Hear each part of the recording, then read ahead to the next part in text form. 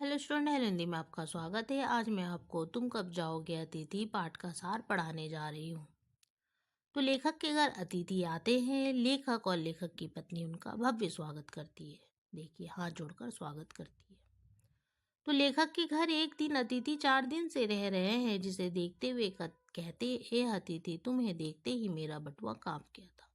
फिर भी हमने भरसक मुस्कान के साथ तुम्हारा स्वागत किया। रात के भोजन को मध्यम वर्गीय डिनर जैसा भारी भरकम बना दिया था। सोचा था कि तुम सुबह चले जाओगे, पर ऐसा नहीं हुआ। तूने भारी भरकम भोजन भी दिया जा रहा है, फोटो में आप देख सकते हैं। फिर देखिए, कपड़े गंदे होने के बाद कहीं और उसकी धुलाई के लिए धोबी की चर्चा की।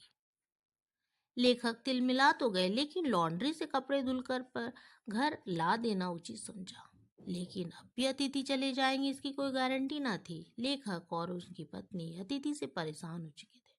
क्यों? लेखक के पास में देखिए अतिथि बैठे हैं, जो आराम से अखबार पढ़े जा रहे हैं। लेखक बार बार ऊपर लगे कैलेंडर को पलटकर अतिथि को दिखाने की एक कोशिश करते हैं कि देखिए, आज आपका दिन, आज 1 दिन, 2 दिन, 3 दिन, इस तरह से होता चला जा रहा है। उन्हें समय का भी ज्ञान कराते हैं, लेकिन अतिथि का इस पर कोई प्रभाव नहीं पड़ता। लेखक जब उनसे कहते हैं कि चलिए धोबी से ही कपड़े धुला दिए जाए, तो अतिथि कहते नहीं नहीं, धोबी से नहीं, लॉन्ड्री से कपड़े धुलाए जाएंगे। फिर देखिए क्या होता है घटना। चौथे दिन लॉन्ड्री से कपड़े भी वापस आ गए। देखिए, लॉन्ड्री से कपड़े वापस आ रहे हैं। बातों का सिलसिला खत्म हो गया। हर तरह की बातें समाप्त हो गई। वह नौकरी की हो या परिवार की हो, फिल्म की हो, राजनीति की हो, सब बातें इनकी समाप्त हो गई। लेकिन अतिथि देखिए किस तरह से बैठे हुए, आराम फरमाइश होकर बैठे हुए। सभी विषय समाप्त तो हो गए। दोनों अपने अपने में मग्न होकर पढ़ रहे हैं। स्वार्थ समाप्त हो चला है।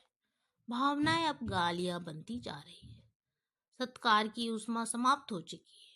अब भोजन में खिचड़ी बनने लगी है। क्यों? क्योंकि अब लेखक के बटुए के रुपए खत्म होने लग गए। घर को स्वीट होम कहा गया है। अब जानते हो, हर व्यक्ति का अपना घर स्वीट होम ही होता है। लेकिन कोई ऐसा व्यक्ति जो आकर आपके घर में आ जाए और कई दिन तक रहे, तो वो घर स्वीट होम नहीं रह जाएगा, क्योंकि आप उनके सामने व्यस्त होकर, मतलब जिस तरह से आप घर में बैठते हैं वैसे नहीं बैठ पाएंगे। जिस तरह से बातें करते हैं उस तरह से बातें नहीं कर पाएंगे।